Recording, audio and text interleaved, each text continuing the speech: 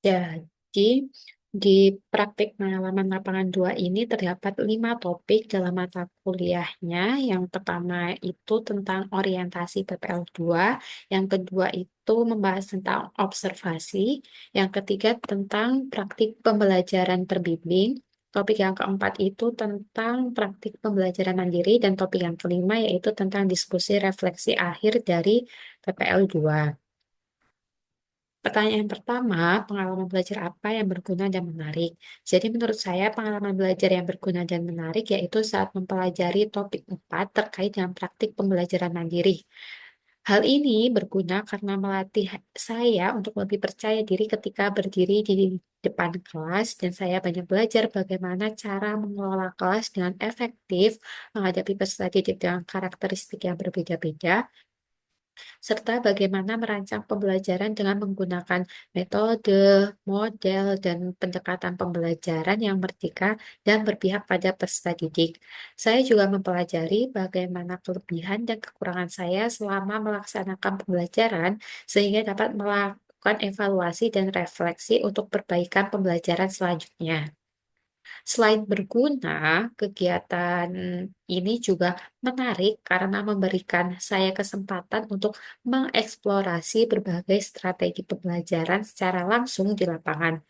Saya merasa lebih terlibat secara aktif dalam proses belajar, tetapi jadi tidak hanya sebagai pengamat seperti pada topik observasi, tetapi juga sebagai pelaku yang terus mencoba dan memperbaiki diri. Dalam pengalaman ini, saya merasa lebih siap untuk menjadi pendidik yang reflektif, adaptif, dan mampu menciptakan pembelajaran yang menyenangkan serta relevan bagi peserta didik. Kemudian, pertanyaan yang kedua yaitu pengalaman belajar apa yang berguna tetapi kurang menarik. Menurut saya itu saat mempelajari topik satu yaitu orientasi khususnya pada sosialisasi dari pihak kampus. Mengapa ini dirasa berguna? Karena memberikan pemahaman tentang aturan dan mekanisme dari PPL 2, menjelaskan administrasinya dan laporannya, mengenalkan tantangan di lapangan dan mempersiapkan mental dan sikap profesional. Akan tetapi, sosialisasi pelaksanaan PPL dari kampus menurut saya itu kurang menarik karena beberapa alasan seperti penyampaian materi yang terlalu teoretis, waktu yang terlalu lama, kurangnya interaksi atau kurangnya contoh nyata yang relevan dengan pengalaman di lapangan. Alangkah lebih baiknya agar lebih menarik, mungkin pihak kampus dapat mengemas sosialisasi ini dengan lebih interaktif, seperti melalui diskusi kelompok atau menghadirkan alumni yang dapat berbagi pengalaman langsung.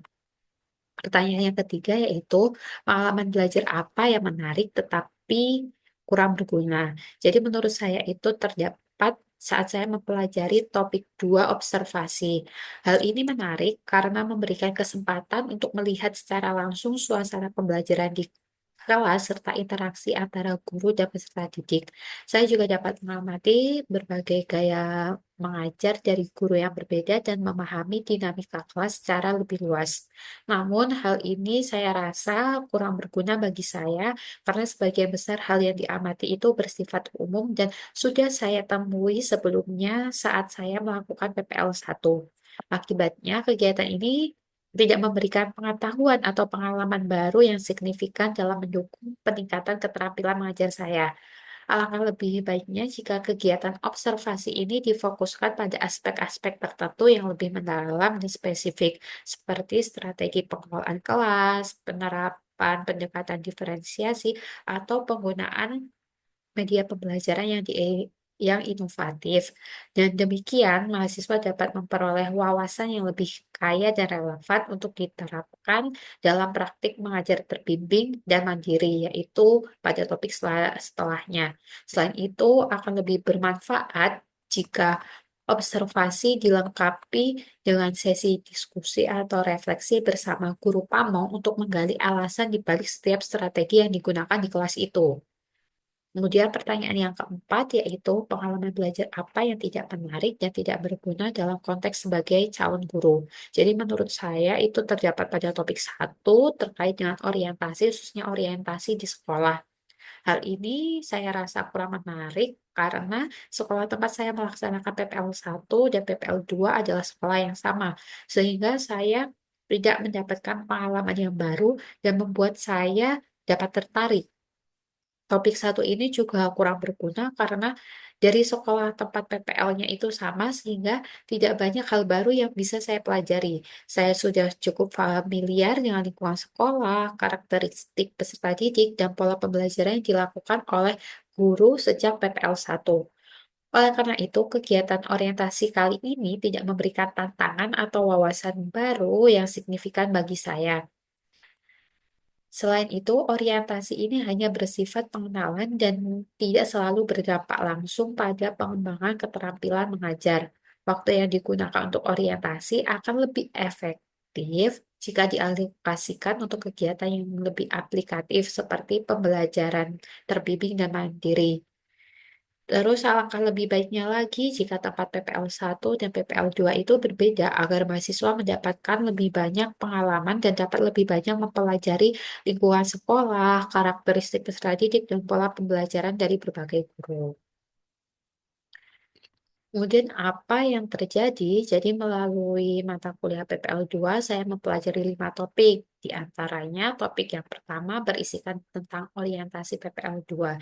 Jadi melalui kegiatan orientasi, mengenalkan saya dan kepala sekolah dan semua staf guru dan juga mendapatkan guru pamong sebagai pembimbing saya selama berkegiatan di sekolah. Melalui kegiatan orientasi dan melakukan wawancara dengan guru pamong sekaligus sebagai wakil kurikulum, saya mengetahui sistem manajemen, tata tertib sekolah, dan berbagai informasi akademik dan non-akademik lainnya yang diterapkan di SD Sumber 5, yaitu SD tempat saya PPL. Kemudian topik yang kedua yaitu tentang observasi PPL 2. Di dalam kegiatan ini, saya melakukan observasi lingkungan belajar melalui pengamatan secara langsung dan juga wawancara dengan guru pamong terkait dengan situasi dan kondisi di lingkungan sekolah. Saya juga melakukan observasi karakteristik peserta didik melalui pengamatan secara langsung saat pembelajaran di dalam kelas dan juga melalui wawancara dengan guru kelas masing-masing.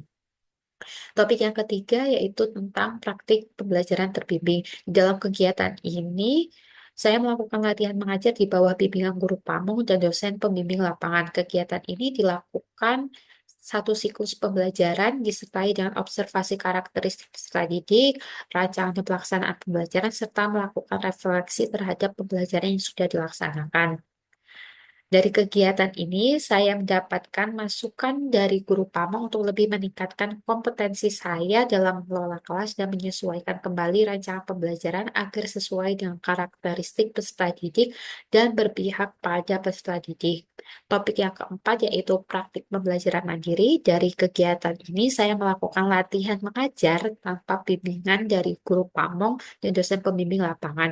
Saya diberikan kesempatan untuk mengajar di kelas secara langsung tanpa didampingi. Jadi, mahasiswa diberikan tanggung jawab untuk mengajar di kelas selama 4 siklus sehingga melatih dalam mengajar dan mengkondisikan peserta didik secara mandiri.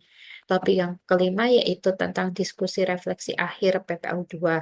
Jadi kegiatan ini saya melakukan diskusi bersama guru pamong dan dosen pembimbing lapangan untuk merefleksikan kembali seluruh tahapan kegiatan yang telah kami laksanakan mulai dari orientasi hingga pembelajaran terbimbing dan mandiri. Dalam kegiatan ini saya mendapatkan masukan dari guru pamong dan dosen pembimbing lapangan agar dapat lebih meningkatkan kembali hubungan komunikasi dengan semua warga sekolah serta mempelajari dan merefleksikan kembali semua masukan dan saran tersebut agar PPL selanjutnya atau di sekolah selanjutnya akan lebih baik lagi nantinya. Mengapa hal tersebut dapat terjadi? Jadi, berbagai kegiatan yang sudah dilakukan PPL 2 ini melalui tahap orientasi sampai dengan diskusi refleksi akhir dapat terjadi karena memberikan saya suatu pengalaman nyata bagaimana situasi dan kondisi lingkungan sekolah yang sebenarnya dengan peserta didik dan kegiatan pembelajaran yang berlangsung di dalamnya. Dengan demikian, selain teori yang sudah saya dapatkan di perkuliahan, di PPL 2 ini saya dapat mengaplikasikan secara langsung apa yang sudah saya pelajari dengan bimbingan guru pamong dan dosen pembimbing lapangan. Hal ini dapat menjadi bekal saya untuk menjadi guru di tempat mengajar yang sebenarnya nanti dan memiliki kompetensi yang lebih baik. artefak-artefak pembelajaran mana yang dapat saya jadikan bukti dukung hasil refleksi pengalaman belajar. Jadi artefak pembelajaran yang saya pilih pada mata kuliah PPL 2 ini yaitu pada topik 3 praktik pembelajaran terbimbing dengan satu siklus di kelas 5 dengan mata pelajaran ilmu pengetahuan alam dan sosial materi sistem pernafasan pada manusia. Pada kegiatan ini dilakukan observasi oleh guru pamong untuk menilai rancangan dan pelaksanaan pembelajaran. Selain itu, saya juga melakukan observasi karakteristik peserta didik dan di akhir kegiatan pembelajaran, saya melakukan refleksi bersama dengan guru pamong.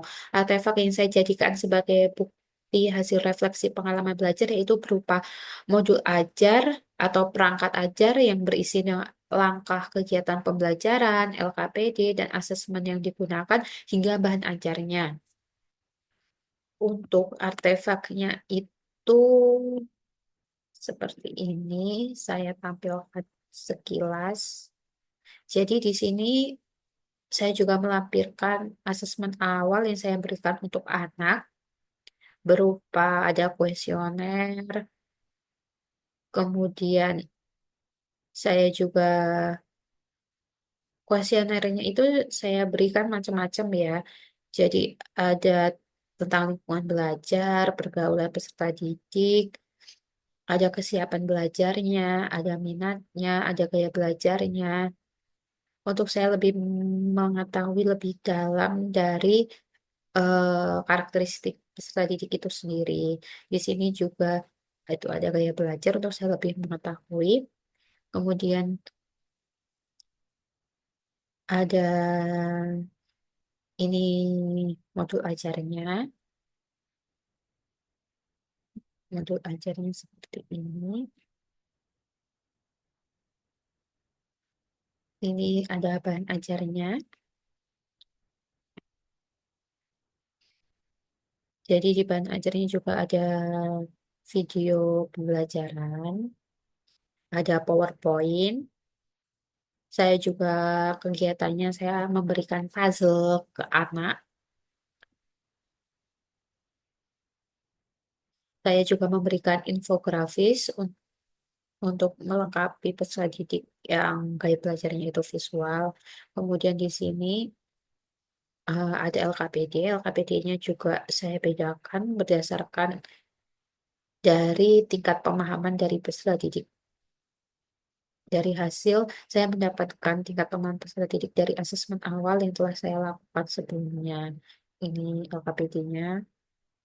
Di sini ada jurnal refleksinya,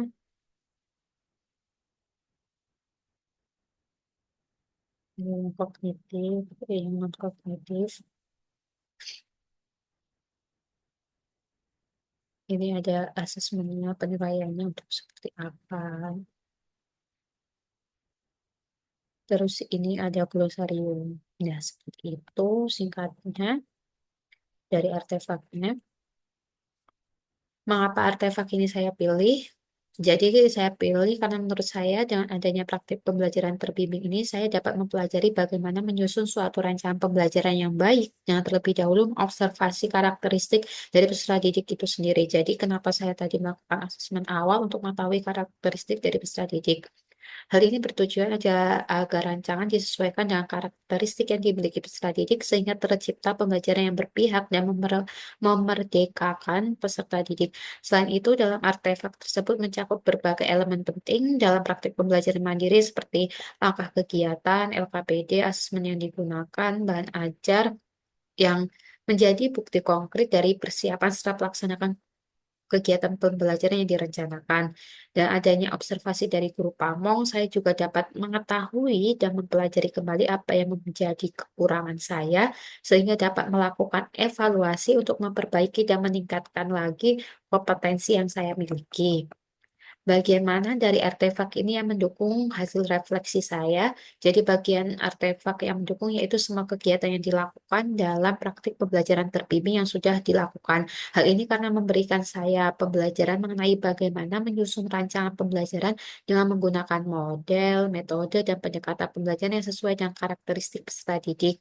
Selain itu, saya juga memberikan pembelajaran mengenai bagaimana Menerapkan rancangan pembelajaran ini dalam proses pembelajaran di kelas agar dapat menciptakan pembelajaran yang efektif dan memerdekakan peserta didik serta dapat mencapai tujuan pembelajaran yang akan dicapai. Apabila saya mengajar atau membahas topik ini dengan mempertimbangkan prinsip pembelajaran bermakna yang berpusat pada siswa, perubahan apa yang akan saya lakukan? Jadi perubahan yang akan saya lakukan yaitu pembelajaran bermakna yang saya peroleh setelah mengikuti PPL 2 adalah dengan melakukan kegiatan orientasi dan observasi. Saya mengetahui kondisi lingkungan sekolah dengan semua manajemen di dalamnya, termasuk peserta didik dan karakteristik yang dimiliki. Dengan demikian, saya merancang pembelajaran terbimbing dan mandiri menyesuaikan dengan kondisi lingkungan sekolah dan karakteristik peserta didik. Dan ini saya dapat melaksanakan pembelajaran secara efektif dan berjalan lancar.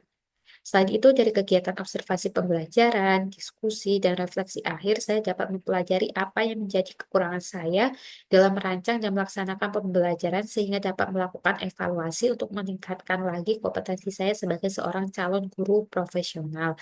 Perubahan yang akan saya lakukan adalah sebelum melakukan proses pembelajaran, terlebih dahulu saya akan mengenal dan mempelajari situasi dan kondisi lingkungan sekolah. Contohnya seperti pada ketersediaan sarana dan prasarana yang dimiliki dan mengenali karakteristik yang dimiliki peserta didik melalui observasi atau asesmen awal untuk dijadikan pedoman dalam merancang dan melaksanakan pembelajaran menyesuaikan dengan karakteristik peserta didik tersebut. Selain itu, saya dapat menggunakan media pembelajaran yang menarik untuk meningkatkan minat dan motivasi belajar peserta didik dalam belajar sehingga tujuan pembelajaran yang diharapkan dapat tercapai. Mungkin itu cukup sekian yang bisa saya sampaikan. Kurang lebihnya saya mohon maaf. Billahi wa taufiq wal hidayah. Wassalamualaikum warahmatullahi wabarakatuh.